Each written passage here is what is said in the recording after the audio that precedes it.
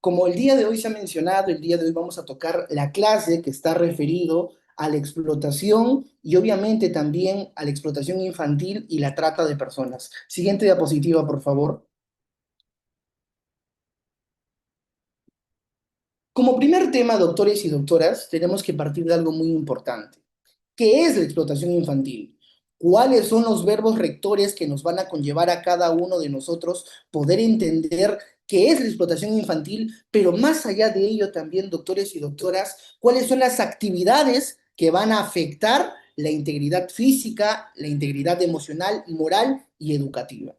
Hay que nosotros partir de algo muy interesante, doctores y doctoras. Cuando nosotros hablamos y entendemos sobre la explotación infantil, nos encontramos en el preámbulo que esto va a incluir actividades, primero, forzadas, actividades que están ligadas al abuso sexual, al abuso económico y obviamente también a la participación en los conflictos que pueda generar la propia explotación infantil.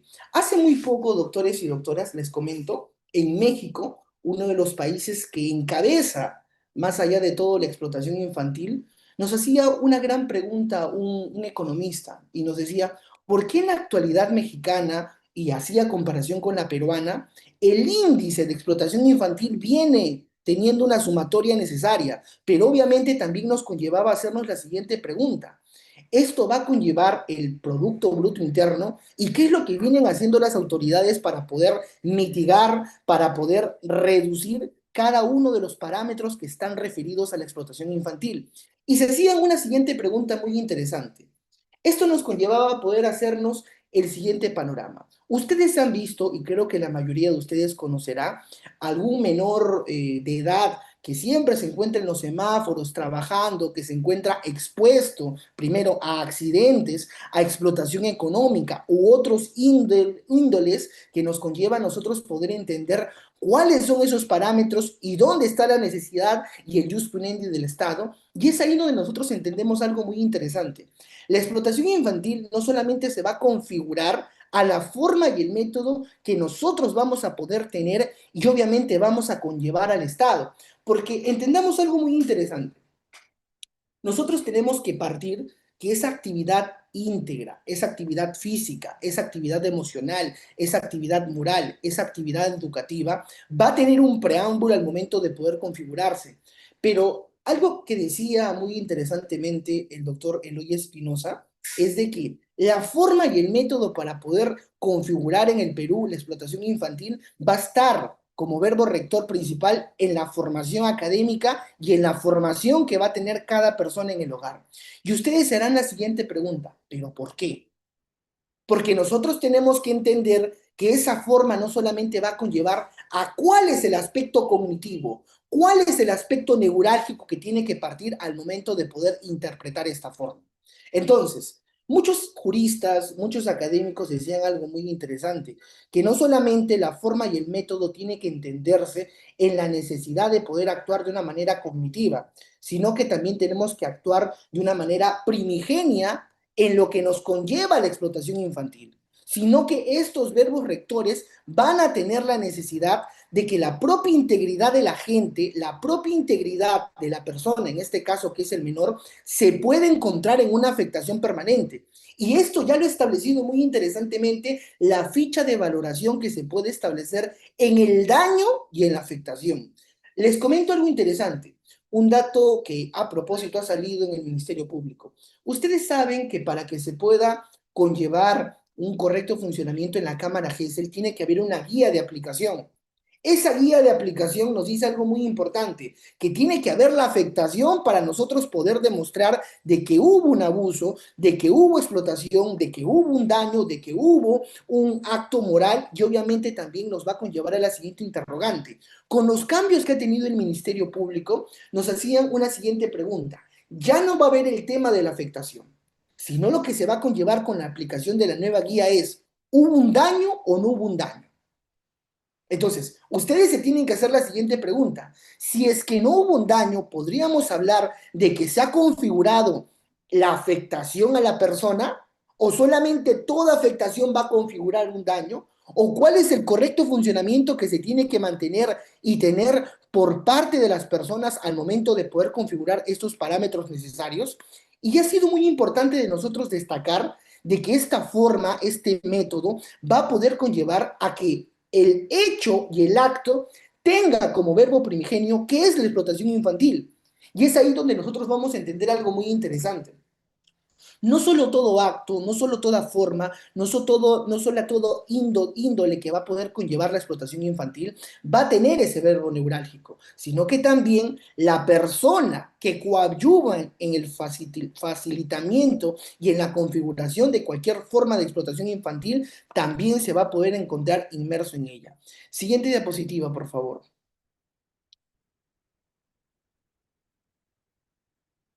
Bien, en la siguiente diapositiva, por favor, no sé si la pueden, ahí está. Vamos a hacer también una distinción sobre la trata de personas. ¿Qué es la trata de personas? ¿De qué manera se configura? ¿Cuáles son los verbos rectores que nos van a conllevar a nosotros poder entender la trata de personas? Y algo muy interesante que sucede en el Perú, doctores y doctoras, es de que no solamente la trata de personas va a ser configurado como la captación y transporte, sino que también va a ser configurado desde el traslado hasta la forma de explotación que se pueda configurar. Y ustedes se preguntarán, pero ¿cómo se configura ello, doctor? ¿Cómo se ha podido manipular en el Perú que la trata de personas tenga un índole de crecimiento? Y es ahí donde nosotros nos vamos a situar en la siguiente interrogante.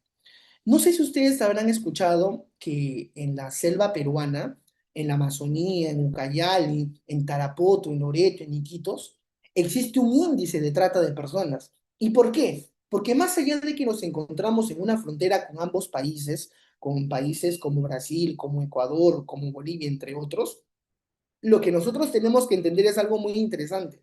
Lo que se va a sancionar en esta forma y en este método no solamente va a ser el acto que se va a realizar, sino lo que se va a sancionar es de que puede existir un acto preponderante para poder materializar la trata de personas. Dos verbos rectores que ustedes tienen que recordar, la violencia y el engaño. Y ustedes serán la siguiente pregunta, ¿pero por qué? ¿Por qué la violencia y el engaño va a poder configurarse de alguna u otra forma? Porque estos son los puntos necesarios para poder partir sobre la trata de personas. Les comento un caso muy interesante, doctores. Esto sucedió en Maynas, donde una niña había sido manipulada, llamémosle de alguna u otra forma, por su raptor, ¿correcto?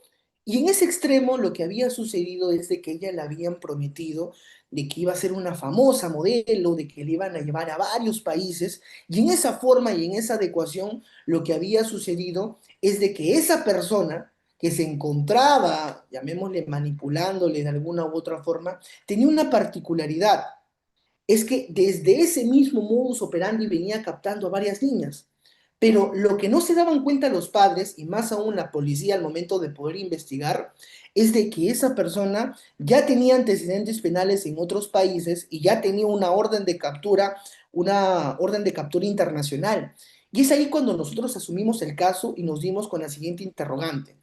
¿Cuál es el problema del Estado que no tiene un protocolo inicial, un protocolo necesario para poder arribar y conllevar este tipo de delitos que están inmersos menores de edad y obviamente para otro tipo de actos como explotación sexual, laboral, mendicidad, entre otros? Lo que nos conlleva a nosotros poder entender que estos actos preponderantes van a poder llevar y van a poder conllevar a que el acto sumarísimo, que el acto principal es de que la recepción de personas no solamente va a tener ese camino. Les explico. La persona que comete este tipo de delitos tiene un modus operandi, así como la teoría del delito. Primero lo que hace es estudiar a la persona, ve las actividades que realiza, ve sus redes sociales, observa sus movimientos y posteriormente lo que viene realizando de alguna u otra manera es ese acto preponderante que es captar o acercarse de una manera primigenia, viendo si es que tiene algún rechazo o aceptación. ¿Correcto? Después de ello, lo que va a conllevar es que esa persona que ha sido manipulada, que ha sido utilizada, pueda conllevar algún tipo de provecho o favorecimiento. le manda regalos, le manda dádivas, le manda obsequios con el único fin de poder acercarse a él. Después de que se realizan estas dos técnicas, estas dos formas, lo que nos va a conllevar a nosotros es poder analizar cuál ha sido el efecto preponderante de lo que viene realizando. Y es ahí donde el Ministerio Público encaja y realiza un plan cerco en algunas opciones. Ese plan cerco, ¿qué es lo que va a conllevar? Lo que va a conllevar es que nosotros podamos actuar con la debida diligencia para poder captar estas organizaciones criminales, pero en algunos casos, no en todos, estas organizaciones criminales se encuentran inmersas no solamente en la forma y en el método de poder obtener esas personas para poder incluirlas en sus organizaciones criminales o bandas criminales. Pero ustedes se harán la siguiente pregunta, doctores. ¿Esta forma, este método es viable? Esta forma que se viene realizando paulatinamente va a poder conllevar a una propia materialización, a una propia inducción, a una propia captación de las personas. Claramente no. ¿Y por qué? Porque nosotros tenemos que entender y tenemos que darnos cuenta de que en este tipo de delitos no se requiere la prueba de violencia o el engaño. Lo que se va a requerir es la sustracción del menor de la esfera donde se encuentra, de la esfera de su domicilio, de la esfera de la tutela o protección de cada uno o de uno de sus padres. Entonces, lo que nosotros tenemos que darnos cuenta es de que en algunos casos estos modus operandi que se vienen materializando van a conllevar a otro tipo de delitos, como se viene ejemplificando, que es la explotación sexual. Pero yo les hago un interrogante muy paulatino. Actualmente, en el Perú, existe un acto muy inmerso o muy inmersivo que nosotros tenemos que entender y obviamente tenemos que conllevar. Los adolescentes o las adolescentes que son engañadas, que tienen este tipo de actos preponderantes, nos conllevan a entender algo muy paulatino o algo muy interesante. Nosotros tenemos que darnos cuenta que este tipo de actos, que este tipo de delitos tiene que tener una forma y un método al momento de poder configurarse. Y es ahí donde nos hablan del verbo rector del trata de personas. Yo les comento algo. En Chimbote existió una persona, ya, llamémosle alguna u otra forma, se dedicaba a este tipo de aspectos que era la trata de personas. Pero tenía un aspecto muy particular y ustedes se preguntarán, ¿pero por qué? Porque obviamente esta persona lo único que garantizaba era abusar de ellas laboralmente y obviamente también poder incurrirlas en el estado de mendicidad, mejor dicho, a pedir limosnas, a trabajar para ellas, pero su política de ellos era no realizar la explotación sexual. Cuando se realizó la imputación, existió una disminución de pena, porque obviamente lo que no se buscó era un favorecimiento de la persona, pero la fiscalía dijo algo muy interesante dentro de uno de los apartados y citó a la Corte Interamericana de los Derechos Humanos.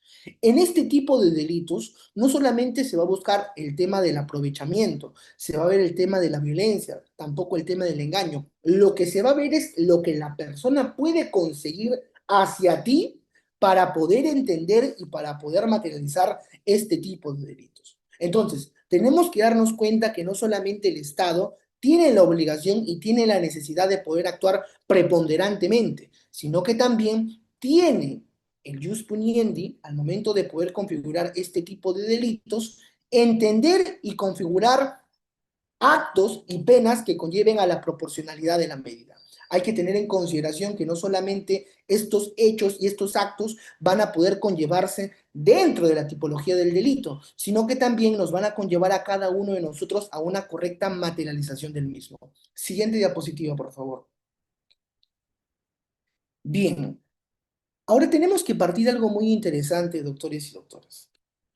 Tres formas: explotación sexual, explotación laboral y mendicidad forzada o tenencia de menores para pedir en la calle. ¿Correcto? Tenemos que entender que esta forma, este método, nos conlleva a la siguiente interrogante. ¿De qué manera el Estado, de qué manera el gobierno puede captar o puede entender este tipo de formas? Cuando hablamos de la explotación sexual, no solamente vamos a configurar al aprovechamiento que va a existir de la menor, sino que también hay una forma configurada que está referido al turismo sexual.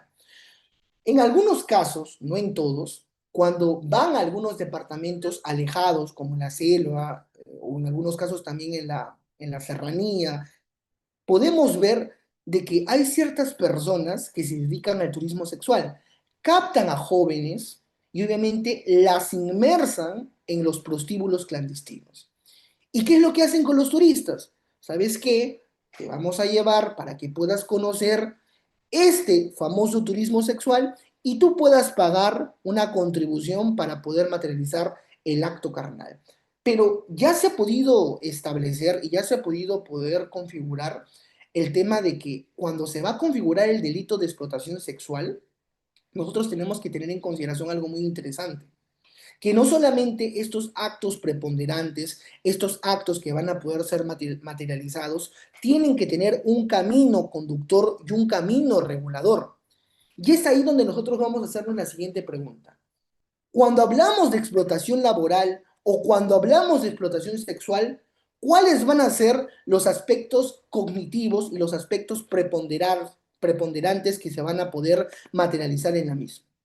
Y es ahí donde nosotros tenemos que entender que en la forma y en el método del Estado peruano, el 50% de trabajadores que se dedican a este tipo de actos son menores de edad. Yo les hago la siguiente interrogante, yo les hago la siguiente pregunta. ¿De qué manera o de qué método se va a poder configurar estas condiciones análogas de esclavitud? No hay. El Estado peruano no tiene un proyecto piloto para poder mitigar. Si bien hay temas de concientización, si bien hay planes reguladores que nos puedan establecer y nos puedan materializar toda la configuración de este delito, lo que nosotros tenemos que entender es algo muy interesante. Estas formas, tanto de explotación sexual y en la explotación laboral, cuando hablamos de la minería ilegal en cada una de sus formas, nos va a conllevar a la siguiente pregunta. ¿Cuál es el acto preponderante que va a poder establecer un juez cuando se encuentre en este tipo de delitos? Y la respuesta es la siguiente. El juez va a tener criterios preponderantes para poder valorar a la organización criminal, pero conjuntamente la sanción punitiva, la sanción que se va a poder establecer, se va a poder encontrar dentro de los aspectos de los roles y funciones que se han podido tener. Lamentablemente tenemos que entender algo muy interesante. Este tipo de actos, este tipo de configuraciones, este tipo de actos que van a conllevar a la propia materialización de la explotación sexual y obviamente la trata de personas, nos conlleva la siguiente pregunta. ¿De qué forma los abogados litigantes, de qué forma el Ministerio Público, de qué forma el juez encaja en un rol fundamental? Les comento, los abogados litigantes, cuando hablamos netamente del delito de forma y de fondo, lo único que buscamos es cuál es el rol y cuál es la participación que se ha podido atribuirle. Y es en ese extremo, doctores y doctoras, que nosotros tenemos que entender algo muy importante. ¿Cuál es la sanción que se ha podido establecer y cuál es el acto que se ha podido sancionar? ¿Cuáles son los verbos rectores que se han podido configurar y cuáles son los actos que se han podido materializar? Entonces, entendamos algo muy interesante. Cuando hablamos de la explotación sexual y la explotación laboral como tal, tenemos que darnos cuenta que ese porcentaje mínimo y ese porcentaje máximo va a poder establecerse en el daño a la proyección de vida del menor. Otro acto que se observa siempre en las calles limeñas, en las calles de provincia, que es el tema de la mendicidad forzada o tenencia de menores para pedir en la calle. ¿A quién no le ha pasado, y ustedes no se encuentran inmersos o no se encuentran ajenos a ello, que cuando se va a un restaurante siempre hay un menor de edad que le pide que le colabores con sus golosinas? Y paulatinamente a ello también, atrás de ese menor hay un familiar que le pide la recepción del dinero que tú le has colaborado. Entonces, hablemos claramente. El Perú tiene un protocolo para poder erradicar totalmente el tema de la pobreza y poder masificar el tema de la educación. El Perú no lo tiene. Por las puras no somos un país tercermundista que obviamente en los estándares que se van a poder establecer van a conllevar a la propia materialización y a la propia configuración que se pueden marcar en la misma. Y es ahí donde nosotros tenemos que hacernos la siguiente pregunta. ¿Cuál es el método, cuál es el acto que se va a poder tener dentro de la propia configuración y materialización del derecho y también la sanción que se va a poder establecer a cada una de las personas? Nosotros tenemos que entender que no solamente en el Perú existe este dato estadístico que les vengo mencionando, sino que también en los pueblos que se vienen manteniendo cuando no existe un rol fundamental del Estado, ya no se puede preponderar este tipo de actos. Les comento, ya para poder pasar a la siguiente diapositiva. En el año 2024, nosotros asumimos la defensa de una persona que en su momento había sido procesada por el delito de explotación sexual, en su momento. Pero posteriormente a ello, también se le configuró otro delito que estaba inmerso en el delito de violación sexual. En el delito de explotación sexual, nos hicimos la siguiente pregunta. ¿Cuál era el rol? Ningún rol tenía. Él lo único que hacía es que prestaba su casa, alquilaba su casa y obviamente no sabía con qué fines y con qué particularidades se venía a utilizar. Ahora, en el delito de violación sexual sí hubo una particularidad. En este acto, lo que nosotros pudimos darnos cuenta es que la persona había tenido un hijo con una menor de edad. Pero, ¿cuál existía esta complicación? Que cuando al momento de nacer, este niño se había enrollado con el cordón umbilical y posteriormente necesitaba una intervención más específica. Tenía que ir a un hospital y obviamente también poder extraerle de una manera necesaria, una cesárea u otro, para poder no existir una afectación al niño. Pero ¿cuál fue el aspecto vinculante? Cuando la menor fue al hospital con mi cliente, le dijo, ¿con quién has venido? ¿Él es tu papá? No, él es mi pareja. Automáticamente, las enfermeras, el encargado de guardianía, todo, llamaron a la policía. Señor policía, hemos encontrado una menor de edad que va a dar a luz. ¿Correcto? Listo. Pero ¿qué es lo que sucedió después? La persona fue enmarrocada, nos llamó y obviamente también lo que nosotros pudimos darnos cuenta que al momento de poder configurarse, ellos no se encontraban en una regulación continua por parte del Estado. Y nosotros entendimos algo muy importante, porque hay pueblos vírgenes en la selva donde no ha entrado la religión, donde no ha entrado el Estado, donde no ha entrado una forma de imposición religiosa o arcaica para poder establecer algún tipo de cumplimiento. Y nos dimos con la sorpresa de que no tenía ninguna sanción la persona porque había un error de tipo. O sea, esta persona, si bien había tenido relaciones sexuales con una menor, pero era la cultura que ellos manejaban. No hubo el ánimo de, no hubo el hecho de. Se sacó la pericia psicosexual, entre otros, hasta él mismo declaró que es algo normal. Entonces, lo que nosotros pudimos identificar es de que estos actos que se vienen normalizando con el Perú venían realizándose de una manera preponderante y obviamente también configuraban una forma de explotación sexual o la. Les comento otro caso. Este año nosotros asumimos un caso pro bono donde un menor de edad en las calles de Rizo, en las calles de Lince, donde son las discotecas, donde hay gente que va a poder tener, llamémosle, otro tipo de compromisos, qué sé yo, nos dimos con una gran sorpresa. Este menor de edad había sido explotado laboralmente por su propio padre. Su madre había fallecido cuando él había nacido y posteriormente el CEN nos dice, ¿sabes qué? Les queremos pasar este caso pro bono y posteriormente también queremos que ustedes puedan brindarle la asesoría porque la tía se encuentra muy preocupada y ella se encuentra descuidada. Lo que decía el menor es, yo tengo que trabajar para poder ayudar a mi hermano. ¿Correcto? hicimos las averiguaciones, hicimos toda la información y nos dimos con la gran sorpresa que la tía lo mandaba a trabajar, lo explotaba laboralmente y el dinero que supuestamente le iba a entregar a su hermana era utilizado para las utilidades de la tía. Grandes realidades, grandes sorpresas que ustedes se van a dar cuenta cuando nosotros no podemos hacernos inmersos y ajenos a este tipo de delitos, porque obviamente lo que siempre va a conllevar es la afectación y el compromiso y el desarrollo del menor.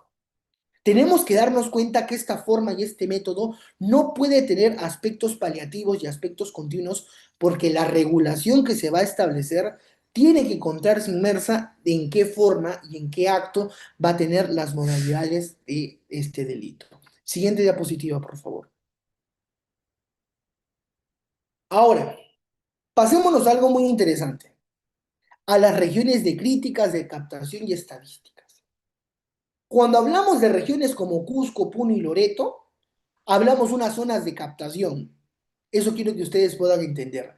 Y cuando hablamos de zonas de captación, nosotros tenemos que entender que van a ser aquellas zonas que van a tener la principal forma y principal acto de poder, llamémosle de alguna u otra forma, negociar o transportar este tipo de delitos. Pero también tenemos que entender algo estadísticamente. En el 2022, el Ministerio Público identificó 1.430 casos de trata de personas. Y de esos 1.430, 638 fueron menores de edad. Pero ¿qué es lo que tenemos que darnos cuenta? Más allá de las regiones, más allá de las estadísticas, más allá de los puntos estratégicos, para poder materializar este tipo de delitos, tenemos que darnos cuenta que este tipo de actos va a conllevar a una propia forma de desprotección del menor y también va a conllevar a que exista un deproche o un derroche en la proyección de vida que se viene planificando de esta persona. Les comento algo muy interesante. Tuvimos nosotros una ponencia en Tarapoto este año y uno de los puntos críticos era el tema de la explotación infantil y obviamente de qué forma venía teniendo la incidencia en Tarapoto.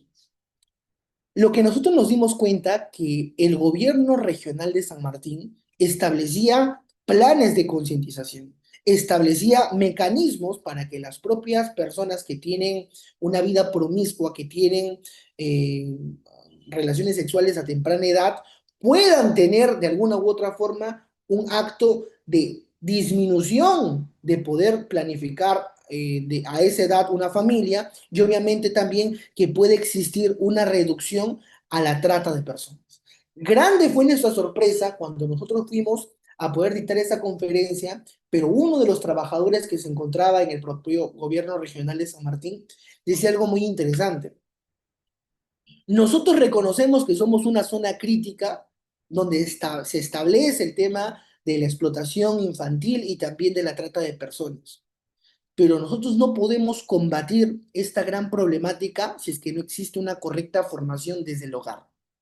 Una correcta formación desde el hogar, desde el respeto hacia los padres, hasta poder entender y comprender cuál es el camino idóneo y correcto, y obviamente también estadísticamente hablando de que este tipo de actos y configuraciones no pueden tener una prevalencia en el Estado. Ahora, ¿cuál es la proposición o cuál es el punto que nosotros siempre discutimos? ¿Cuán viable o cuán fiable va a ser los planes o la planificación que se tiene por parte del Estado para poder mitigar este tipo de problemáticas? No existe un protocolo necesario, como lo vengo recalcando. Esos protocolos que establecen el poder identificar la afectación y el daño que puede tener una persona, no solamente se va a configurar en qué forma y en qué método se ha podido realizar. Lo que se tiene que establecer es de qué manera progresiva o anualmente ha existido una reducción. Más allá del tema de la concientización escolar o concientización a nivel del hogar, lo que tiene que existir son maneras disuasivas de poder combatir esas organizaciones criminales. Y algo muy interesante que decían también otro expositor es, así como los abogados, así como los fiscales se capacitan, los delincuentes también lo hacen. Buscan otras formas de poder establecer y darse cuenta de que no se viene materializando inmersamente este delito. Tenemos que entender que este verbo rector que nos va a conllevar a que existan regiones críticas con las ciudades o con los países fronterizos, nos conlleva a nosotros ocupar un rol fundamental de no solamente ser veedores, sino en poder establecer un correcto funcionamiento en el marco de la administración de justicia. Y ese correcto funcionamiento no solamente va a ser en la rigurosidad de penas, sino que también en una desvinculación de las organizaciones criminales y obviamente también en actos que puedan mitigar este tipo de reducciones. Siguiente diapositiva, por favor. Ahora, cuando hablamos de normas de protección que se encuentran vigentes en el Perú, tenemos que establecerlos en tres. En la Convención sobre sobre los Derechos del Niño, que es la famosa CDN, en el Protocolo de Palermo y en la Convención 182 de la OIT, que es la Organización Internacional del Trabajo.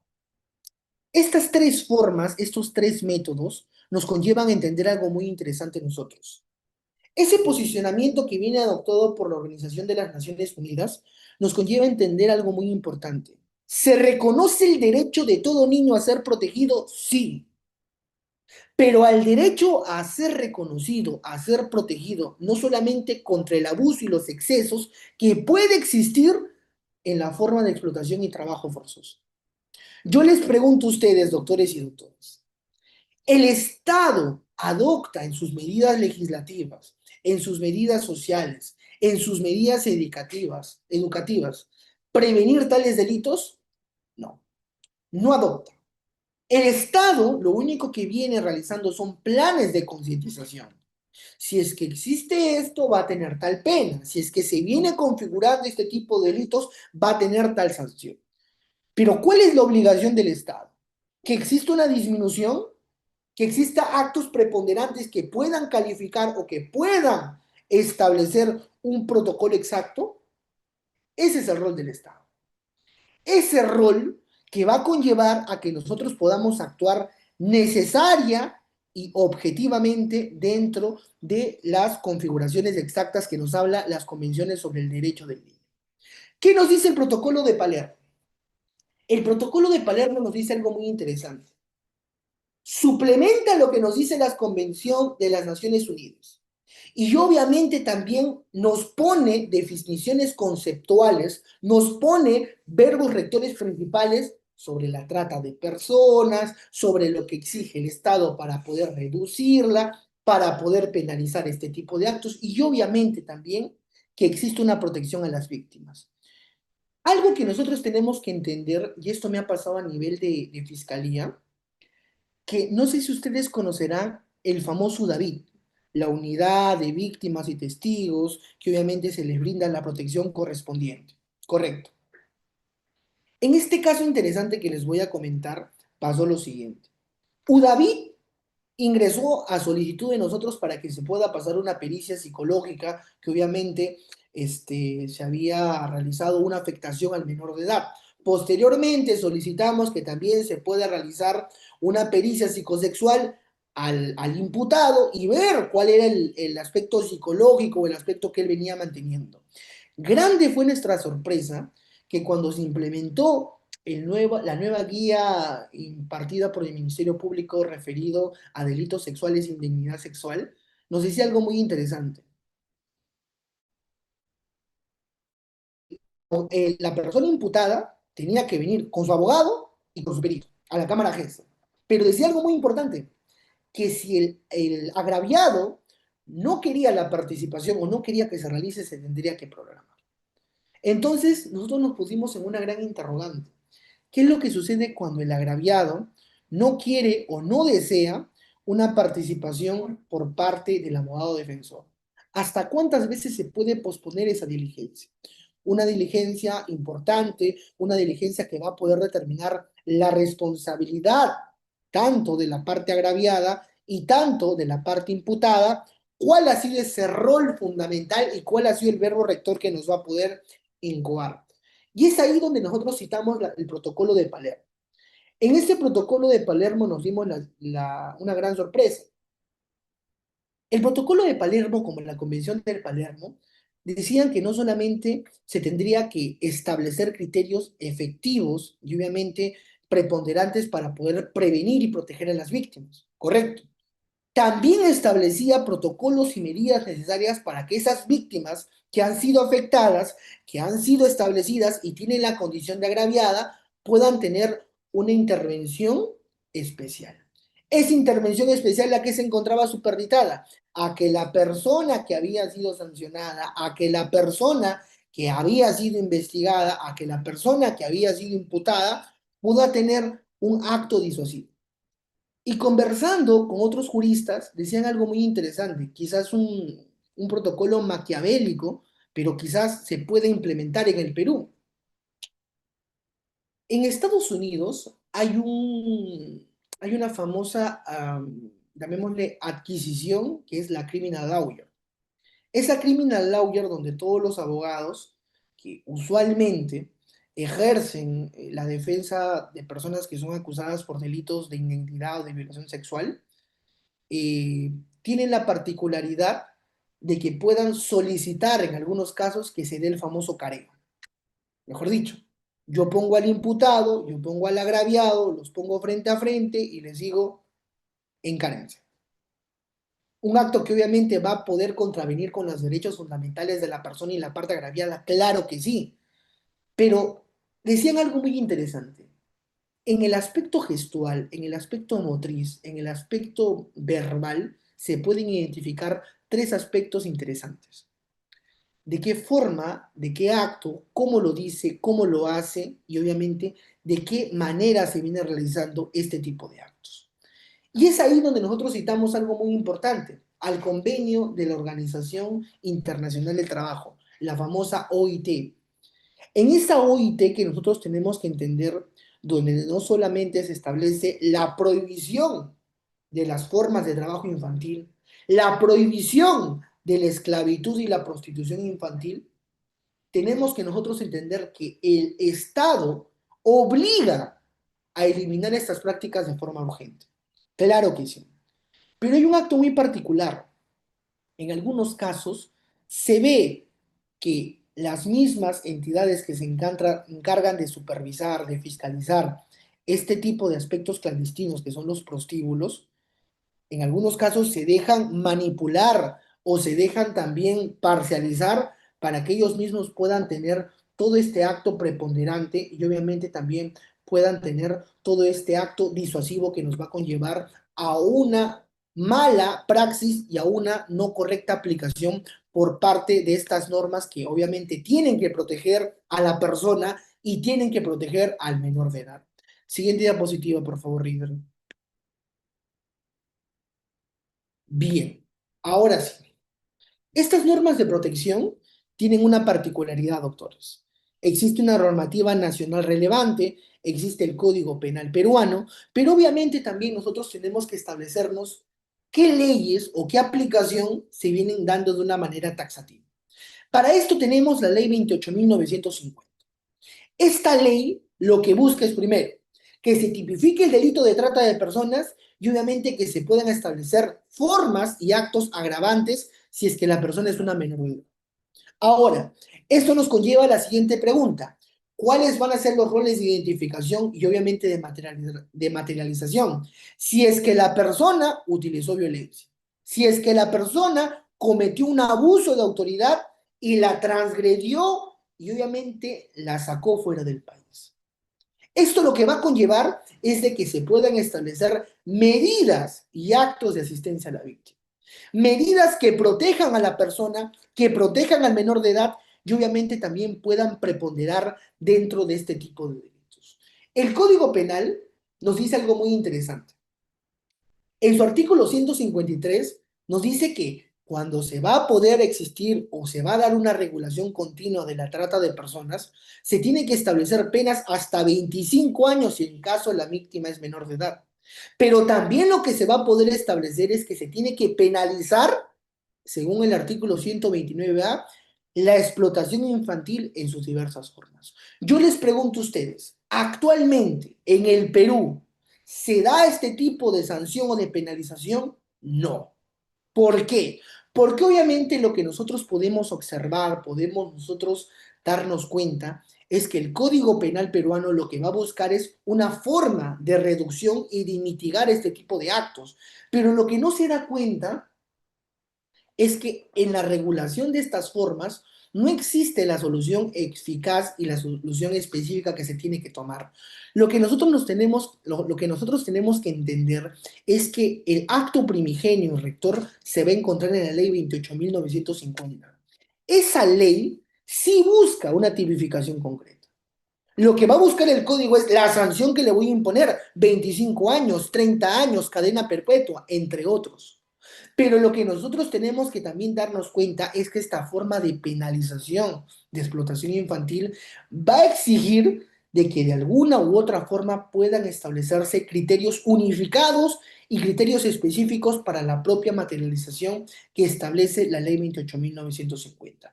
Yo les pregunto a ustedes, ¿existe alguna tesis, existe alguna forma o algún medio necesario para poder establecer estas normas de protección? Claro que no. No existe ninguna forma. Lo que existe por parte del Estado y por parte de esta ley 28.950 es un acto de agravante si es que esta acción se ha cometido mediante una violencia, se ha cometido mediante un abuso y obviamente también que se tiene que establecer una medida de protección. ¿Esa medida de protección garantiza un correcto funcionamiento de la administración de justicia? No. ¿Por qué? Porque ¿qué es lo que sucede en la mayoría de casos, en los mismos casos de feminicidio, como ustedes han podido observar? Se captura a la persona, la dejan en libertad, mata a la persona. ¿Qué es lo que hacemos? No, que sí se solicitó medidas de coerción, medidas cautelares, que se solicitó prisión preventiva, pero el juez no le dio, que el juez es un corrupto, que obviamente también existe una parcialización por parte del Ministerio Público y infinidades de especulaciones. Pero ¿cuál es la verdad? Se tiene que hacer una imputación concreta, doctores. Esta ley 28.950 no solamente busca una erradicación contra la trata de personas, sino que también busca que exista una pena más agravada si es que la víctima es una menor de edad. Pero también va a conllevar a una responsabilidad de que si es que se viene cometiendo taxativa, cronológicamente, puntualmente esta forma y este tipo de delitos, puede existir una sanción punitiva y puede existir un exceso dentro de la propia configuración. Yo les pregunto a ustedes, doctores y doctoras, ¿cuál va a ser el acto preponderante que nos va a conllevar a este método y este acto que pueda tener como verbo rector entender el correcto funcionamiento de la administración de justicia? La ley está ahí, el código se encuentra ahí, pero ¿cuál es el rol fundamental del Estado para poder mitigar este tipo de actos? No existe un rol fundamental del Estado. No hay una participación activa. Lo que sí existe es de que de manera descentralizada se viene buscando proyectos de ley que puedan establecer otra forma de sanción y otra forma de captación. Si bien se busca y se establece que los verbos rectores que se encuentren configurados, que se encuentren materializados, tengan la necesidad de poder actuar primigeniamente, lo único que nosotros vamos a conseguir es una intervención mínima por parte del Estado y no va a existir una forma más puntual y taxativa de la misma. Siguiente diapositiva, por favor, Rida. Muchísimas gracias. Ahora, cuando hablamos de las normas de protección del Código de los Niños y Adolescentes, nos vamos a encontrar en tres supuestos. El artículo 4 reconoce en una primera instancia el principio de interés superior del niño. De eso no hay duda. Lo reconoce. Perfecto.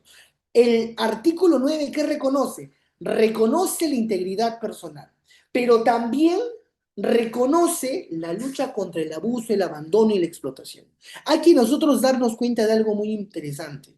El artículo 4, 9 y 15 que nos habla del sometimiento al trabajo, nos conlleva algo que nosotros podemos entender, que es que el código va a establecer obligaciones tanto para el Estado como para la sociedad.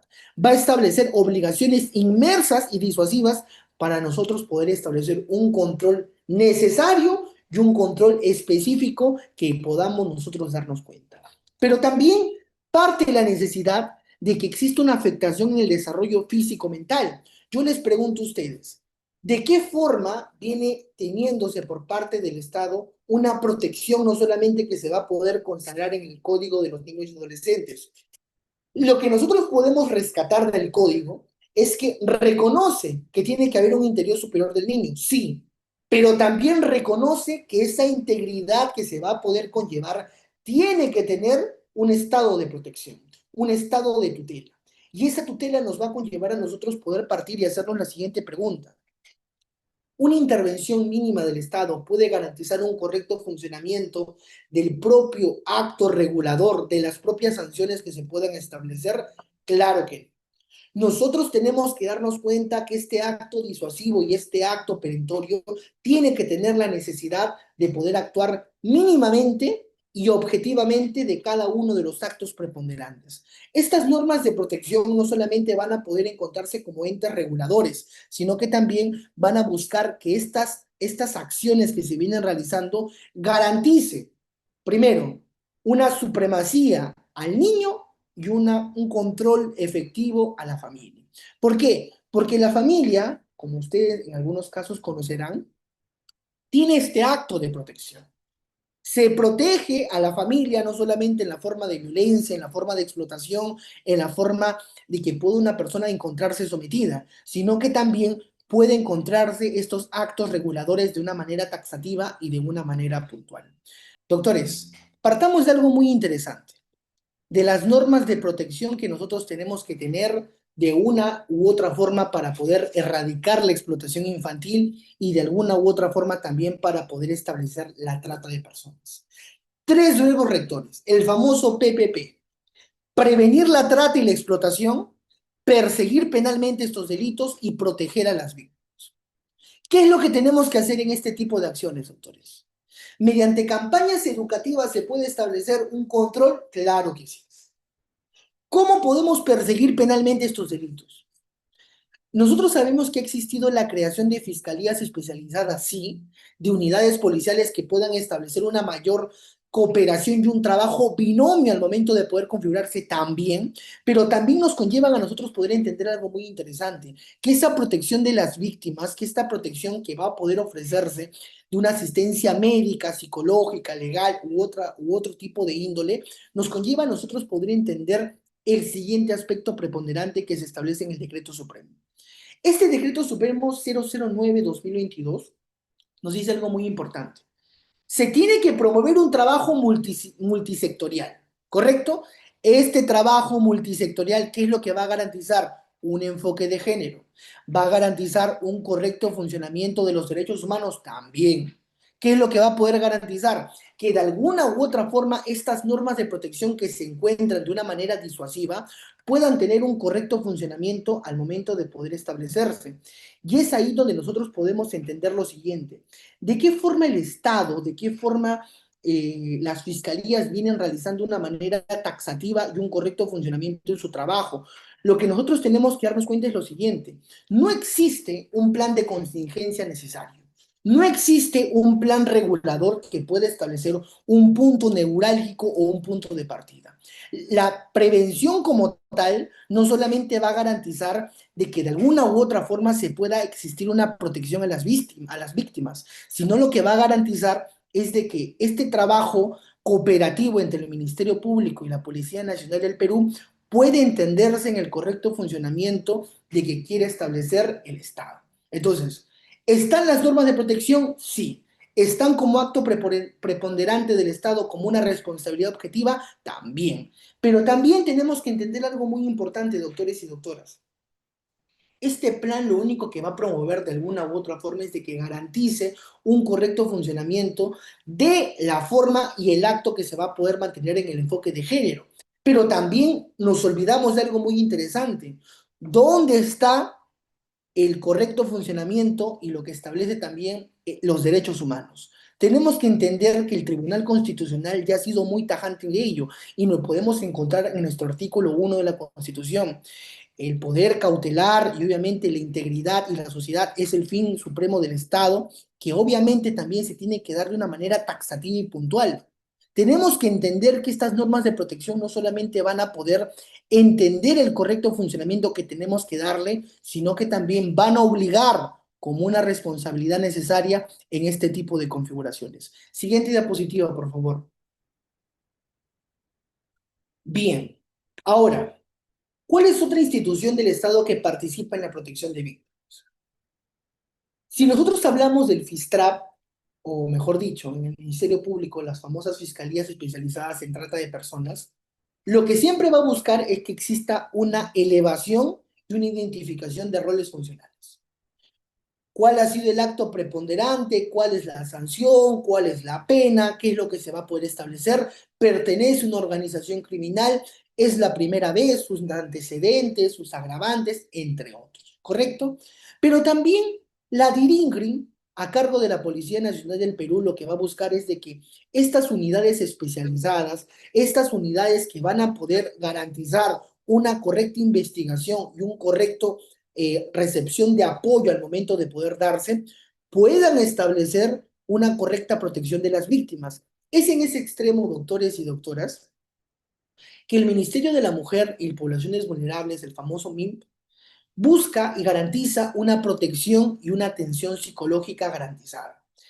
Esa protección, esa atención psicológica va a poder materializar de que alguna u otra forma puede establecerse que las víctimas y los menores puedan tener un correcto funcionamiento y un correcto apoyo para poder establecerse un estado de vulneración. Yo les pregunto a ustedes, estas entidades que se encargan de poder proteger, de poder cautelar, de poder mitigar, ¿vienen cumpliendo su trabajo? En parte sí y en parte no. Porque no sé si ustedes han notado que en algunas sentencias que establece nuestra Corte Suprema, que establecen las salas especializadas, tenemos precedentes vinculantes que obviamente también nos llaman la atención. Ustedes se acordarán la famosa sentencia de la truza roja, ¿correcto? Esa truza roja que, bueno, los jueces manifestaban y decían que porque la mujer tenía un encaje rojo, ya podía hacer una configuración y obviamente también podía llamar a tener relaciones sexuales. Entonces, esa aberración que se cometió y ese acto que se pudo establecer nos llevó a la siguiente interrogante. ¿El Estado viene cumpliendo ese rol fundamental? ¿El Estado viene cumpliendo ese rol preponderante? Es ahí donde nosotros tenemos que establecer cuál es el rol fundamental de la ley orgánica del Poder Judicial. ¿Solamente se encarga de administrar justicia y aplicar sanciones a los responsables? ¿Cuál va a ser el punto de partida no solamente en las decisiones y en la motivación que se tiene que establecer? Si bien cada una de las entidades tienen un trabajo cooperativo con cada una de estas instituciones, no podemos hacernos ajenos, doctores y doctoras, de que no se viene cumpliendo un rol paliativo, no se viene cumpliendo un rol necesario. Lo que se viene cumpliendo es un rol funcional, pero no un rol preventivo. Mis funciones es sancionar, castigar, prevenir, imputar, entre otros. Pero digan ustedes, hablando objetivamente, ¿se viene cumpliendo todos estos parámetros? Claro que no. Entonces, nosotros tenemos que darnos cuenta de algo muy interesante. Tenemos que entender que el Ministerio Público lo que va a buscar es poder tener estas fiscalías especializadas y obviamente también no solamente capacitar y sensibilizar estos actos humanos. Hay una frase muy lamentable que dicen que todos los abogados perdemos la sensibilidad y en parte es cierto, porque obviamente lo que nosotros entendemos o nos damos cuenta es de que todos los abogados ya pierden este acto humanista de poder sentir un acto de reciprocidad, un acto humanitario sobre la persona que ha sido afectada. Lo que siente es un acto de responsabilidad de responder a una persona o defender a una persona siempre y cuando la teoría del caso que tú vayas a manejar pueda ser atribuible a las acciones que ha cometido. Pero también nos conlleva entender algo muy interesante a cada uno de nosotros. ¿Cuál es la forma y cuál es el acto que nosotros tenemos que conllevar? Y es ahí donde nosotros tenemos que entender algo muy interesante. El Ministerio de la Mujer y las Poblaciones Vulnerables nos conlleva a nosotros poder entender que se tiene que brindar una protección de atención psicológica. Claro que sí. se tiene que haber una protección a los menores de edad, pero lamentablemente en la función paliativa que tiene teniendo el Estado no lo viene cumpliendo porque obviamente lo que va a garantizar es de que se pueda cumplir una sanción preventiva como una prisión y obviamente posteriormente una correcta imputación. ¿No se garantiza la presunción de inocencia? Claro que no. Lo que se garantiza es custodiar a la persona, privarla de su libertad, pero obviamente después en ese lapso que se encuentra poder investigarla. Siguiente diapositiva, por favor. Bien, ¿cuáles son los factores de riesgo, doctores y doctoras? Cuando nosotros hablamos de factores de riesgo, cuando hablamos de factores económicos, cuando hablamos de factores culturales, tenemos que hacernos la siguiente pregunta. Cuatro tipos de índoles: pobreza extrema y desigualdad, desempleo o subempleo familiar, migración interna y falta de acceso a educación y salud. Yo les pregunto a ustedes, en honor a la verdad, obviamente, cuando hablamos de pobreza extrema, por los propios indicadores, podemos darnos cuenta que en el Perú es un mal que viene dándose de una manera taxativa en todos los tiempos. No hay igualdad de condiciones. Va a preponderar siempre la meritocracia, la dedocracia, el amigo, el hermano, y obviamente lo que va a ocasionar es pobreza extrema. Lo que nosotros tenemos que entender en este tipo de situaciones es que en las zonas urbanas, en las zonas rurales del Perú, las familias que carecen de escasos recursos incentivan, impulsan a los menores de edad a que puedan aceptar propuestas riesgosas. ¿Cómo cuáles? Ustedes se preguntarán. Aquellos mismos puedan ofrecer en algún otro extremo en venta a sus propios hijos. Y eso se ha podido observar en la sociedad. Entonces, tenemos que entender que no solamente esta pobreza extrema y esta desigualdad no va a garantizar un correcto funcionamiento del Estado, porque como les digo desde el inicio, esto viene desde una formación de la familia, del hogar, de cómo se viene manteniendo y teniendo por parte de cada uno de los integrantes un correcto funcionamiento estructural dentro del entorno familiar. El tema del desempleo o subempleo familiar genera dos aspectos: inestabilidad laboral, lo que siempre se viene ocasionando por parte de las personas que en algún otro extremo puede ser inmerso en que va a poder condicionarse a una explotación infantil, y obviamente también va a poder conllevar a que no exista un correcto funcionamiento por parte de los padres.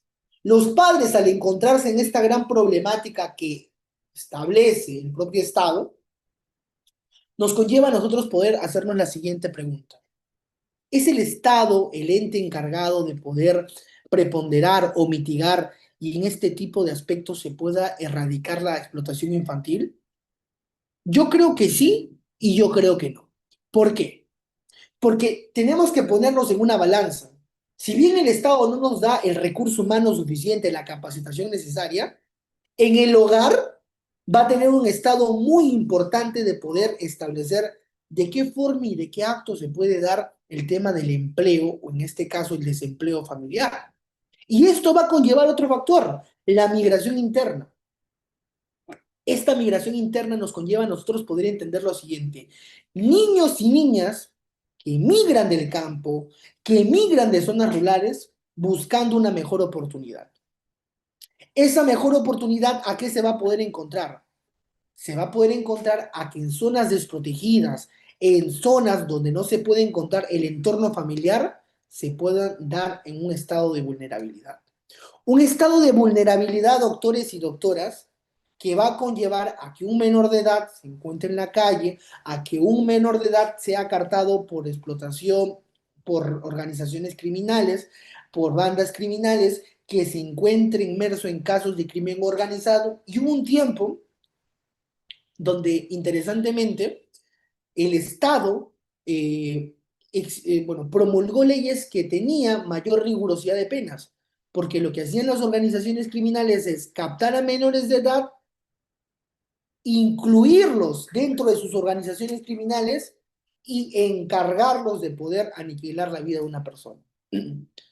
Entonces, este tipo de aspectos nos conlleva algo muy importante. una falta de acceso tremenda que se puede dar en el Perú.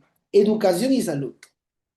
El tema de la exclusión del propio sistema educativo, el tema del aumento del riesgo del propio trabajo infantil, el aumento del riesgo de la propia captación con fines sexuales, lo que nosotros podemos darnos cuenta es que siempre se va a tener a un tema de falta de educación.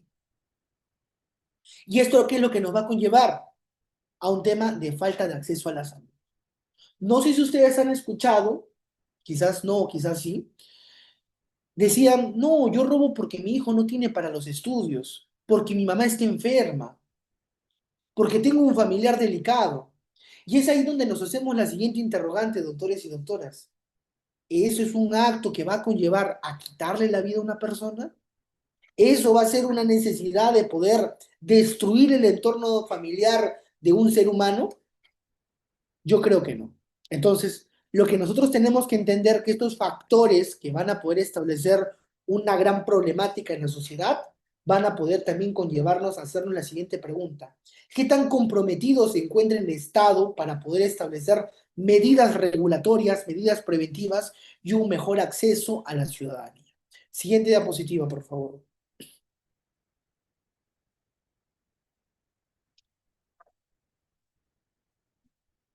Bien, como siguiente diapositiva, doctores y doctoras, tenemos cuáles son esos factores de riesgo. Violencia familiar, desintegración familiar y abandono, normalización de prácticas violentas. Tres aspectos importantes. Cuando hablamos de violencia familiar, doctores y doctoras, no solamente hablamos de maltrato físico, psicológico, económico, sexual, sino que también esto se va a poder encontrar en el entorno familiar. Este entorno que va a ser de las principales causas que van a poder establecer un acto preponderante y van a poder poner a cuestas las redes de trata que se encuentran en la actualidad. La desintegración familiar y abandono. Este acto preponderante nos conlleva a nosotros poder entender que hay niños huérfanos, sí. Hay padres ausentes, también. No hay una supervisión efectiva de cada uno de ellos, también. Y ellos son los más llamados y suelen ser este blanco fácil para la propia explotación sexual. Entonces, yo les hago la siguiente pregunta, doctores y doctoras. ¿Cuál es la forma, cuál es el método, cuál es el acto preponderante que se tiene que establecer cuando se habla de desintegración familiar y abandono? ¿Tenemos que hablar de una normalización de prácticas violentas? ¿Tenemos que hablar donde el machismo va a poder preponderarse? Claro que no. ¿Qué es lo que se tiene que tolerar en este tipo de aspectos? ¿Se toleran las formas de explotación como el trabajo infantil? ¿Se tolera la mendicidad? ¿Qué es lo que se va a tolerar? La costumbre, la tradición, entre otros. Hay que nosotros poder entender que no se puede normalizar estas prácticas de violencia, doctores. Lo que se tiene que normalizar es que una persona tenga en el entorno familiar una familia unificada. Lo que se tiene que normalizar es de que tiene que existir un apoyo educativo, un apoyo preponderante por cada una de las instituciones para poder coadyuvar con el correcto funcionamiento del Estado. Si es que no se garantiza eso, estaríamos hablando de que no se viene cumpliendo el rol fundamental del Estado. Entonces, entendamos eso. Si es que no se cumplen esos puntos paliativos, esos puntos de partida, no podríamos estar hablando de un correcto funcionamiento de la administración de justicia. Lo que estaríamos hablando es una decadencia del propio sistema. Estaríamos hablando de roles que se encuentran a la deriva y no tienen un punto necesario para poder investigar. Estaríamos hablando de roles que no cumplen su rol principal y obviamente a entidades que no cumplen su rol fundamental. Siguiente diapositiva, por favor. Bien, otros factores culturales y de género, doctores y doctoras, van a estar inmersos en tres aspectos. Machismo y patriarcado. Creo que hay una pregunta que me dicen, define el machismo. Les comento. En algunos casos, no en todos, tenemos que ser muy inmersos, cuando hablamos no solamente del machismo y el patriarcado, vamos a encontrarnos no solamente en el año de 1900 en hacia adelante, porque ya estamos pleno siglo XXI, sino que antiquísimamente lo que siempre se pretendía es que la mujer se tenía que establecer o se tenía que dar para el hogar y obviamente el varón para poder entenderlo de alguna u otra forma en el campo. Cuando establecemos estos dos verbos, machismo y patriarcado, lo que nosotros vamos a entender es de alguna u otra forma de que en este estado las mujeres van a poder encontrarse en un estado de vulnerabilidad y en algún otro estado también nosotros podemos entender que van a existir una disminución y propia minimización como personas. Entonces, el minimizar a una persona por su propia condición de ser mujer nos conlleva un enfoque de género. Ese enfoque de género nos conlleva a hacernos la siguiente pregunta. ¿Cómo se va a ver reflejado en la explotación infantil? ¿Cómo se va a ver reflejado en la propia explotación sexual? Y obviamente también en algunas ciudades y antiquísimamente, ¿qué es lo que ocasionaba? Que las propias familias decían, yo quiero que mi hijo se case con tu hija. Los famosos matrimonios forzados. Y ustedes se preguntarán, ¿pero por qué? ¿Por qué se daba eso? Porque obviamente existía una discriminación por origen étnico o por situación económica. Ustedes sabrán, en la selva peruana, los propios niños indígenas, afrodescendientes, migrantes, entre otros, son los que se encuentran en un estado de vulnerabilidad. Son los que en algún otro lado pueden pasar estas barreras lingüísticas y pueden encontrarse en el racismo o pobreza extrema. Hay que entender algo muy interesante nosotros. Estos factores de riesgo por cultura y por género nos conllevan a nosotros poder partir. ¿Existe una tolerancia social? ¿Existe el propio trabajo infantil como tal configurado en las provincias? Claro que existe, doctores. Muchas personas dicen, no, las personas que vienen de campo tienen esa cultura, son trabajadores desde pequeños. Algo que obviamente nosotros podemos darnos cuenta que ponen en una situación de peligro y exposición a sus propios hijos. Esto no solamente va a facilitar la propia explotación infantil, explotación sexual, sino que nos va a conllevar a cada uno de nosotros a entender cuál es ese rol fundamental del Estado y cuál es ese rol principal que se tiene que mantener en cada una de las barreras necesarias. Hay que nosotros darnos cuenta de algo muy importante, doctores y doctoras. Esto no es una llamada de atención. Esto es una exposición de la realidad peruana que nosotros venimos teniendo en este delito de trata de personas y explotación sexual. Es una realidad que nos conlleva a cada uno de nosotros poder entender cómo es el cambio que nosotros venimos teniendo desde la universidad, desde el hogar y desde el trabajo que nosotros vengamos desempeñando. Entonces, estos factores de riesgo es una situación alarmante que nos ponen a cada uno de nosotros y obviamente también nos conllevan a poder entender cuál es el rol principal del Estado como un ente regulador. Siguiente diapositiva, por favor. Ahora, factores tecnológicos y digitales. Ustedes se preguntarán de algo muy interesante. Cuando hablamos de los factores tecnológicos, cuando hablamos de los factores digitales, ¿de qué estamos hablando, doctores y doctoras? ¿De qué es lo que nosotros podemos entender? Hablamos no solamente de un acceso sin supervisión a redes sociales e Internet. Plataformas como Facebook, Instagram o TikTok son los medios idóneos para poder captar y manipular a los menores de edad. El grooming y la sextorsión. Cuando hablamos de sextorsión, no solamente estamos hablando del delito de que, oye, como trabajador y tú como empleador, te encuentras superditado a, yo quiero que tú tengas relaciones conmigo si no te despido. Te estoy extorsionando y a cambio te estoy pidiendo relaciones sexuales. Esta captación digital conlleva a poder entender y a poder materializar este tipo de delitos. Y esta famosa sextorsión se ha visto mucho en las empresas, en las entidades públicas y entidades privadas. Ahora, otra problemática que siempre se viene dando en la actualidad es la falta de alfabetización digital. ¿Cómo nosotros podemos erradicar la alfabetización digital? ¿Cuáles son esos medios idóneos? Lo que nosotros tenemos que entender es que en la actualidad, especialmente en zonas rurales, especialmente en zonas indígenas, las personas no tienen la forma y el método para identificar riesgos en torno a la virtualidad. Riesgos que se van a poder establecer a causa de la falta de alfabetización digital. No saben utilizar un medio tecnológico. Y existe una desventaja con las personas que utilizan a ese tipo de factores para poder establecer este tipo de condicionamientos y obviamente establecer este tipo de problemáticas. Siguiente diapositiva, por favor, River. Ahora, la corrupción y complicidad de autoridades, una gran problemática que se viene dando en la actualidad. Cuando hablamos de este tipo de actos, cuando hablamos de este tipo de verbos rectores, tenemos que encontrarnos en algo muy interesante.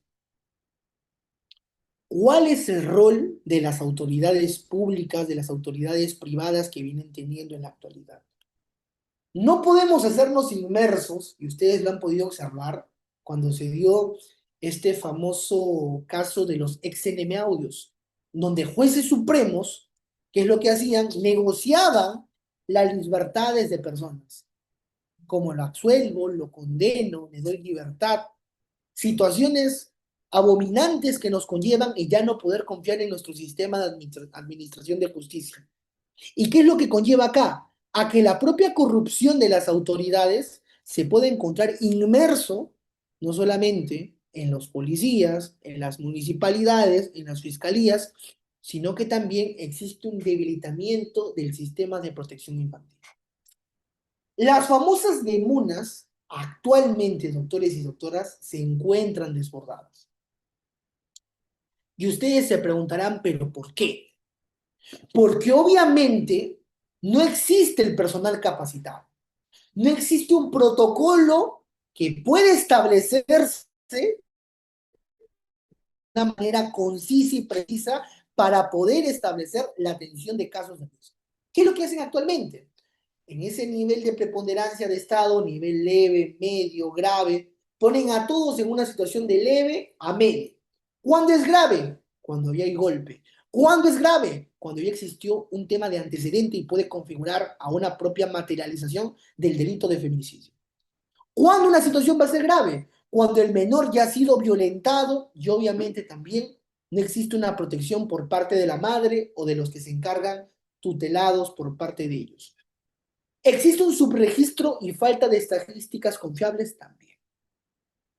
Lo que nosotros tenemos que darnos cuenta es que existe una invisibilización del problema. Como no es nuestro caso, no tomamos un rol funcional y un rol preponderante. Como esas decisiones políticas no son eficaces, obviamente también no tenemos un rol fundamental y empático a esta sociedad. ¿Cuál es la gran problemática, doctores y doctoras? Muchos de estos casos, doctores, no son denunciados, no son investigados por el primer factor, corrupción y complicidad de autoridades. Entonces, partamos de algo muy interesante. ¿Cuál va a ser el medio idóneo para poder erradicar este tipo de circunstancias? Tenemos que nosotros entender que no hay un medio idóneo. Las propias instituciones se encuentran inmersas en actos de corrupción. Entonces, ¿cuál es la salida? ¿Confiar en los organismos internacionales? ¿Confiar en los actos que van a poder preponderar de una manera específica? Entonces, nosotros lo que tenemos que darnos cuenta es de que el rol fundamental que se puede establecer, van a poder establecer un rol fundamental no solamente de las actividades, sino que también va a poder contrarrestar este tipo de protección infantil. Tenemos que darnos cuenta de algo muy importante. Tanto la policía, tanto las líneas de apoyo, tanto las propias entidades que se encargan de poder establecer las defensorías municipales, públicas, entre otros, ocupan roles fundamentales. Pero la falta del propio recurso humano nos conlleva a que no puedan tener todas las herramientas tecnológicas para poder establecer un trabajo eficaz y un trabajo idóneo hacia estas víctimas. Siguiente diapositiva, por favor, Rida.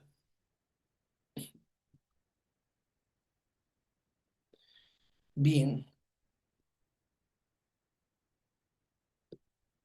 El procedimiento judicial en casos de protección infantil.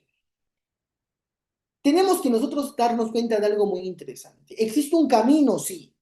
¿Cuál es ese camino? El niño, niña y adolescente. En ese marco nos tenemos que enfocar.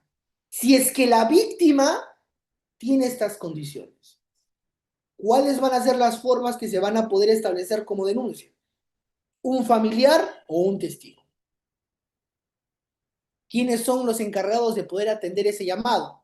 ¿La Policía Nacional del Perú o las Fiscalías de Familia o de Trata de Personas? ¿Qué es lo que se da? En muchos casos, doctores y doctoras, se viene trabajando este binomio cooperativo Policía Nacional del Perú y Ministerio Público. Claro que sí, pero existen instituciones como las de MUNAS, como INAVIF, entre otros, que buscan también poder recepcionar y poder atender estas problemáticas que se puedan dar según la situación de explotación infantil. Claro que sí, pero también lo que nos conlleva a nosotros poder entender qué tan eficaz es este procedimiento judicial, qué tan idóneo es el seguimiento que se viene realizando. Les comento algo muy interesante. Actualmente ese es el procedimiento y el protocolo que se establece para poder recepcionar una denuncia, pero lamentablemente todo acto, toda denuncia en algunos casos solamente se queda en las fiscalías o en la propia policía. Y ustedes se preguntarán, ¿pero por qué? Porque obviamente, ¿cuál es el rol fundamental de cada una de estas entidades? Poder coadyuvar, poder brindar las medidas necesarias. Claro, claro está. Pero también nos conlleva a nosotros poder entender cuál es el hecho que se viene denunciando como una explotación infantil. Y ahí viene un rol preponderante del Estado para poder actuar con objetividad y obviamente también poder actuar como verbo principal y primigenio.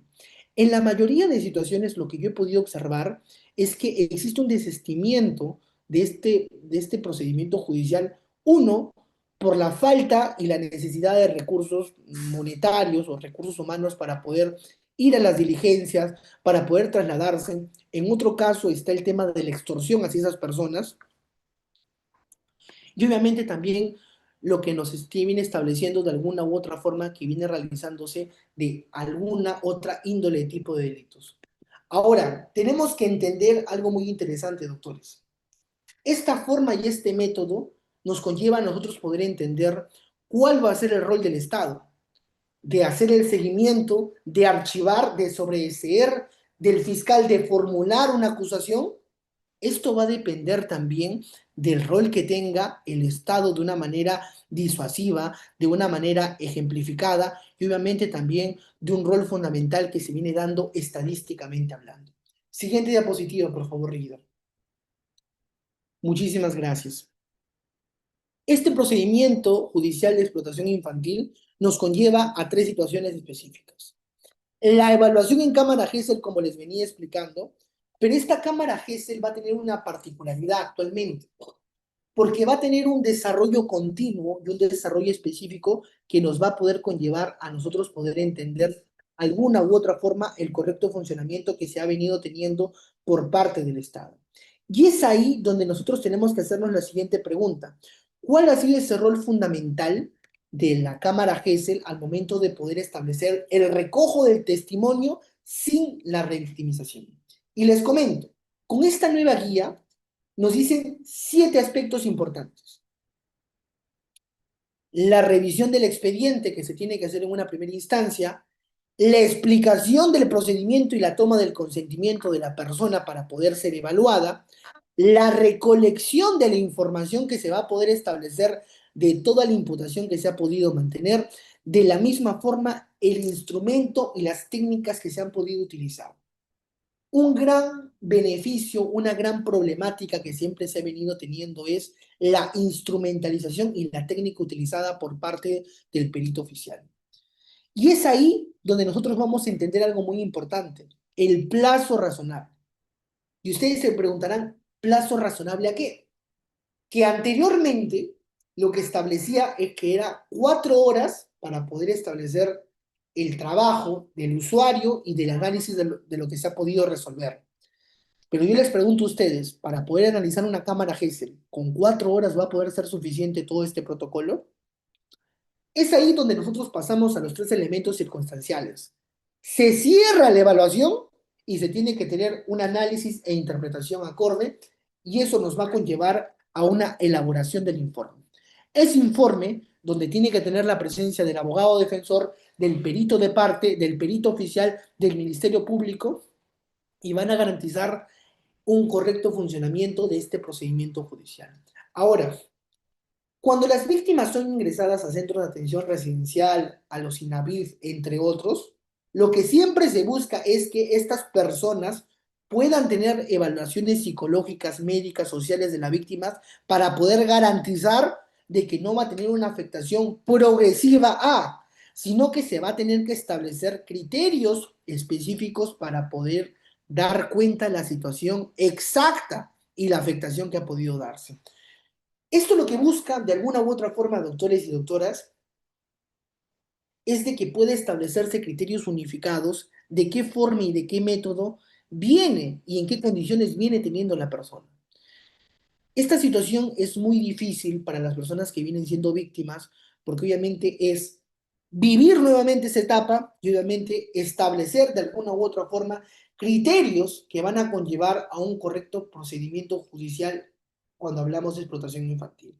Ahora, actualmente el Estado no viene realizando una atención idónea.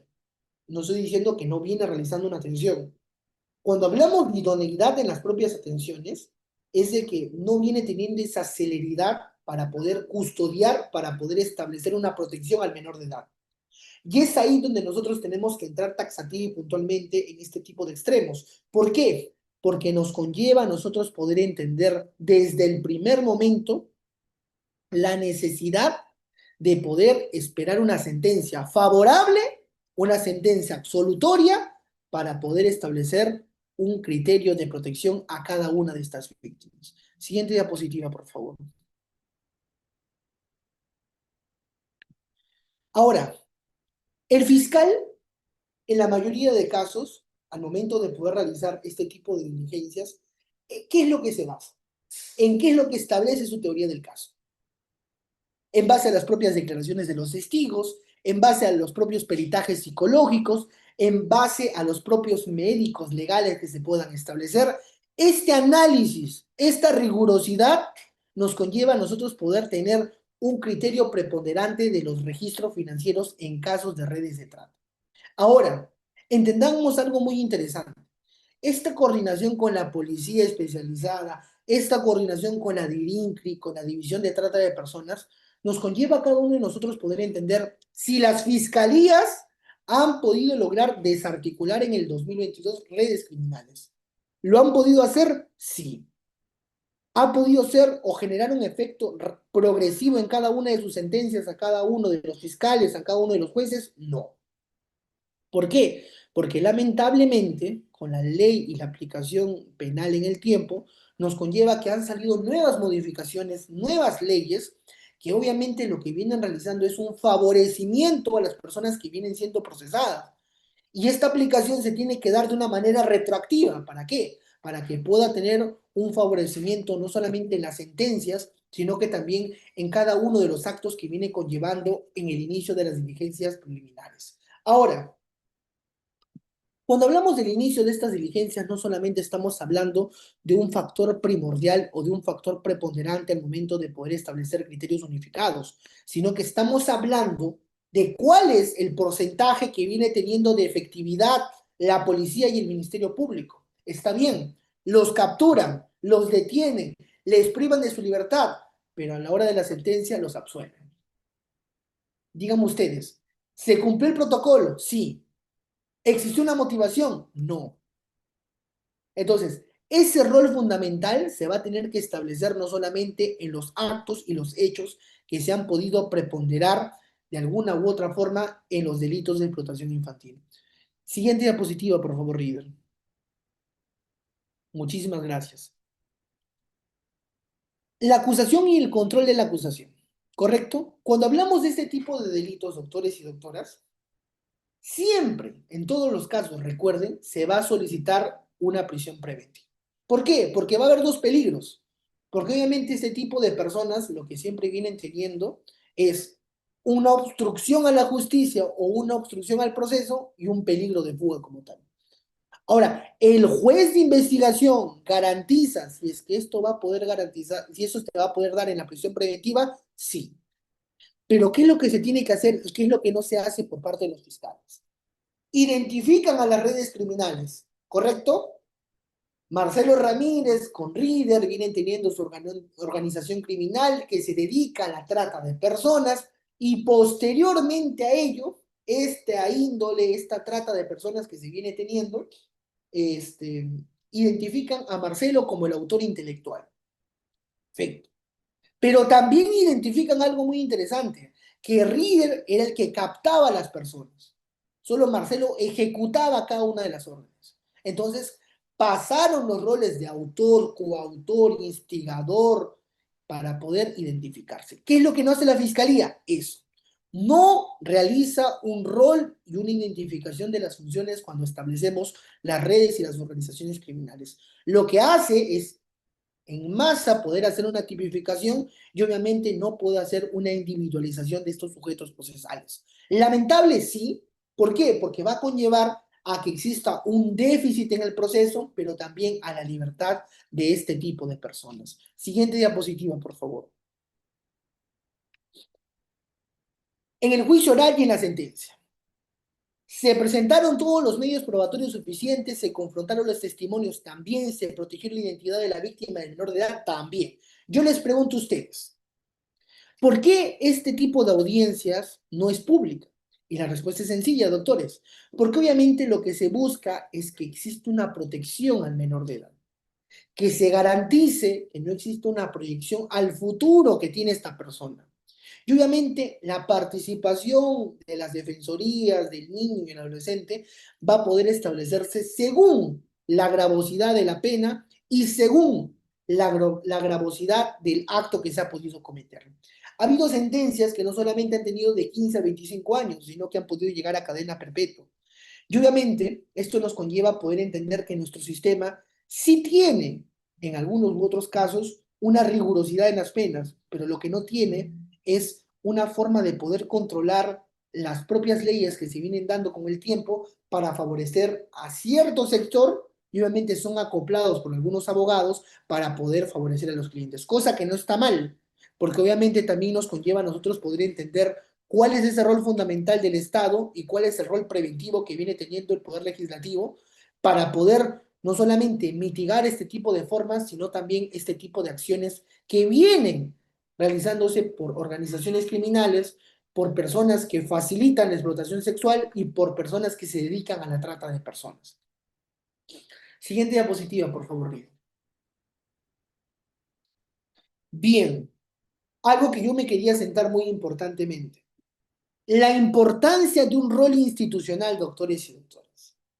¿Cuál es esa importancia? ¿Cuál es esa necesidad? Lo que nosotros tenemos que darnos cuenta, doctores y doctoras, es que no solamente tenemos que hablar de un rol institucional. Nuestro sistema procesal penal no puede centrarse no solamente en lo que establece el propio código.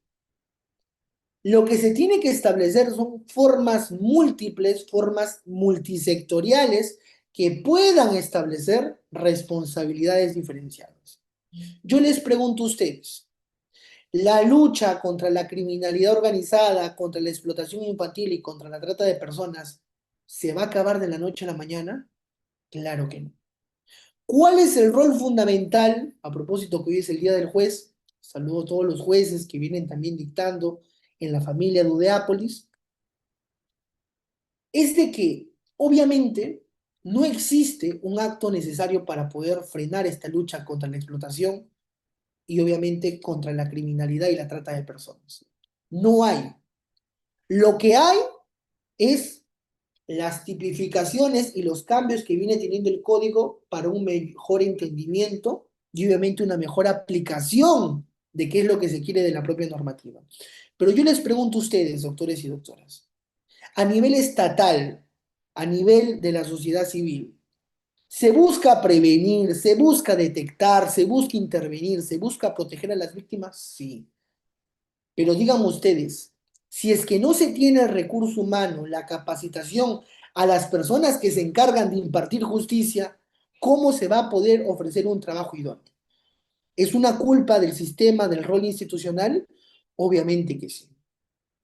No existen capacitaciones rigurosas, como por ejemplo que las hace Udeápolis, para poder tener criterios preponderantes, para poder establecer criterios unificados. Digan ustedes, cuando hablamos de un enfoque multisectorial, como su mismo nombre lo dice, tiene que establecerse responsabilidades diferenciadas, roles funcionales distintos. ¿Cuál es el rol del Poder Judicial? ¿Cuál es el rol del Ministerio Público? ¿Cuál es el rol de la Procuraduría? ¿Cuál es el rol del Tribunal Constitucional? ¿Cuál es el rol del abogado defensor? Eso nos conlleva a nosotros a hacernos la siguiente pregunta, doctores y doctoras. ¿Prevenir, detectar, intervenir y proteger a las víctimas va a poder frenar la lucha contra la explotación infantil? No.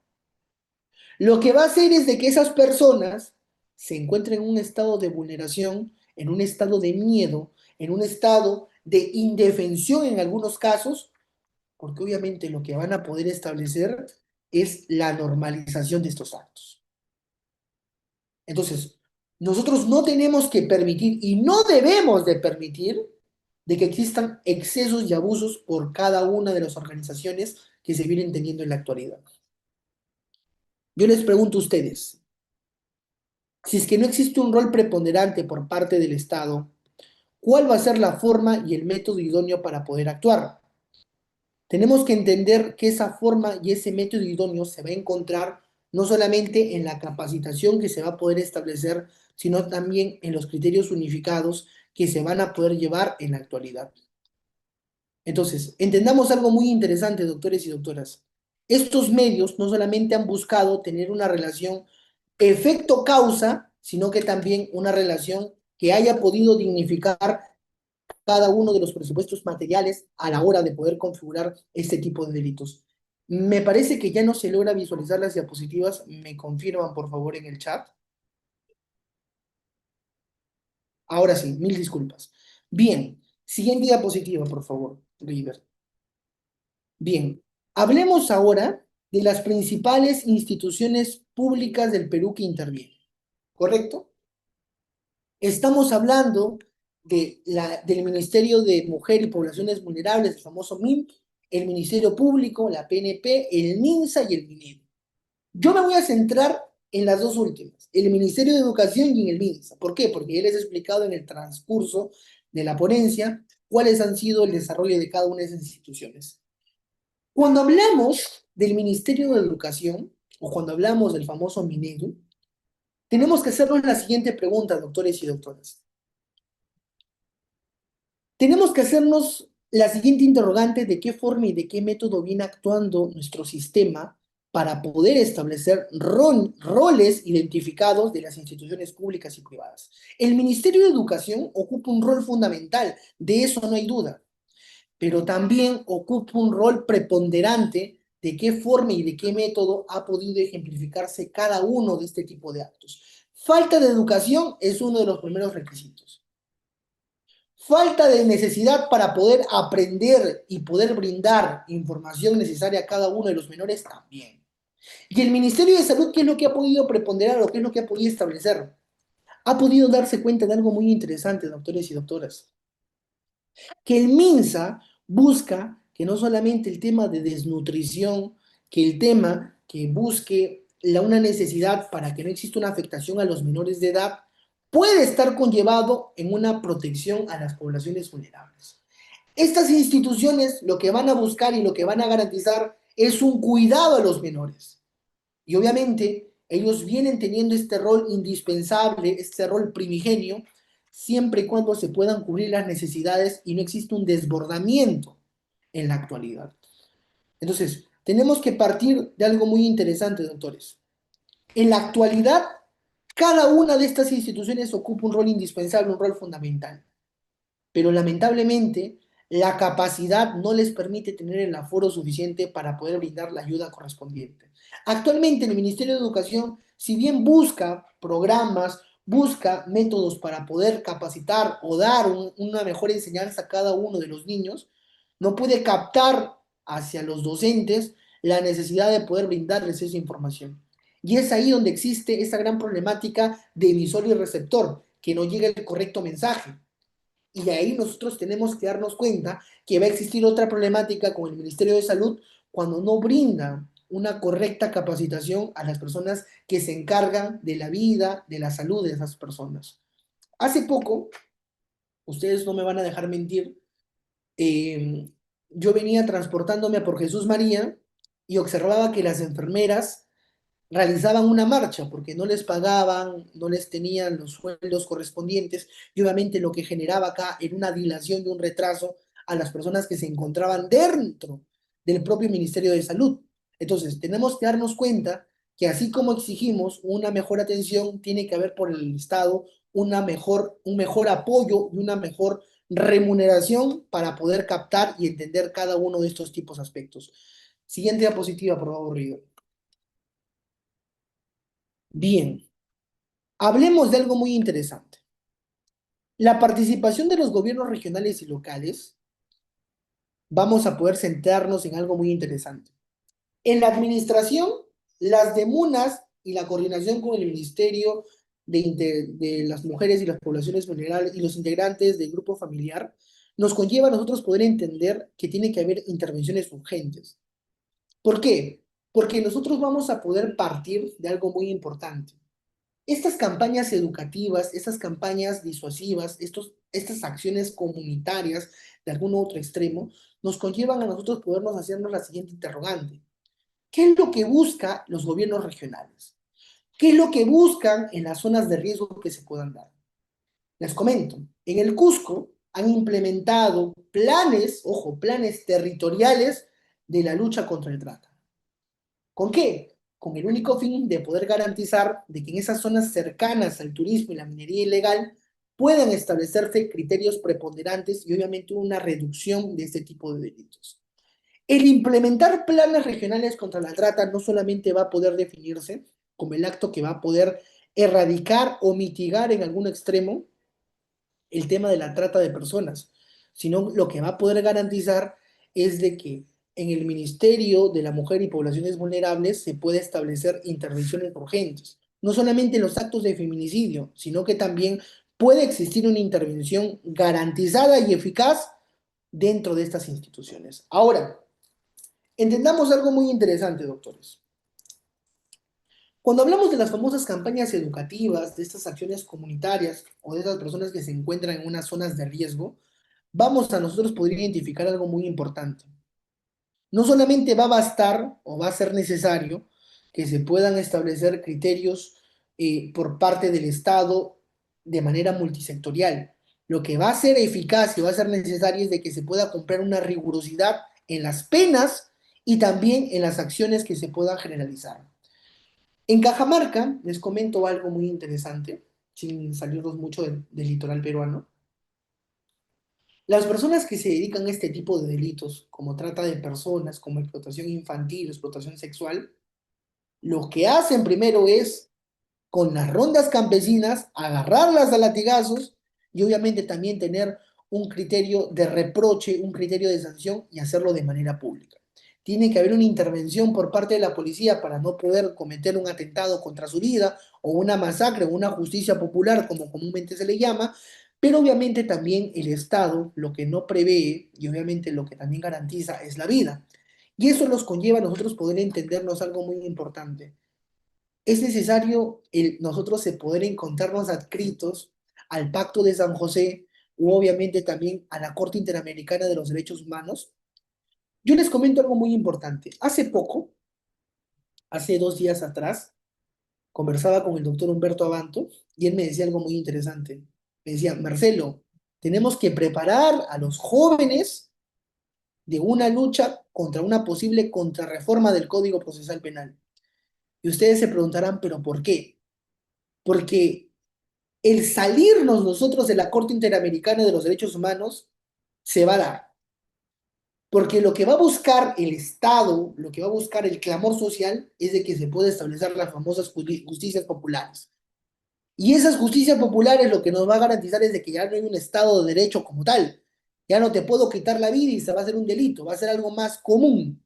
Vamos a encontrarnos en un estado, así como se quería plantear el plan Bukele, exista una necesidad de poder establecer criterios unificados, pero también criterios que puedan atentar a lo que quiere la sociedad. Un atropello, sí. Una vulneración de derechos fundamentales también, pero vamos a ver qué sale. Y esto es lo que va a plantear en las próximas elecciones que se puedan dar a manera presidencial. Siguiente diapositiva, por favor. Bien, tenemos que entender algo muy importante. Si no existe una coordinación, doctores, si no hay una coordinación y un esfuerzo fragmentado, un esfuerzo copulativo, un esfuerzo con las víctimas que se encuentran desprotegidas, estaríamos hablando de que no se viene cumpliendo esos tres presupuestos. La PCM, la Presidencia del Consejo de Ministros, estableció algo muy importante, el Plan Nacional contra la Trata de Personas en el año 2017. Y obviamente también lo que nos conllevaba a nosotros poder entender es algo muy interesante. ¿Qué es lo que se tenía que definir?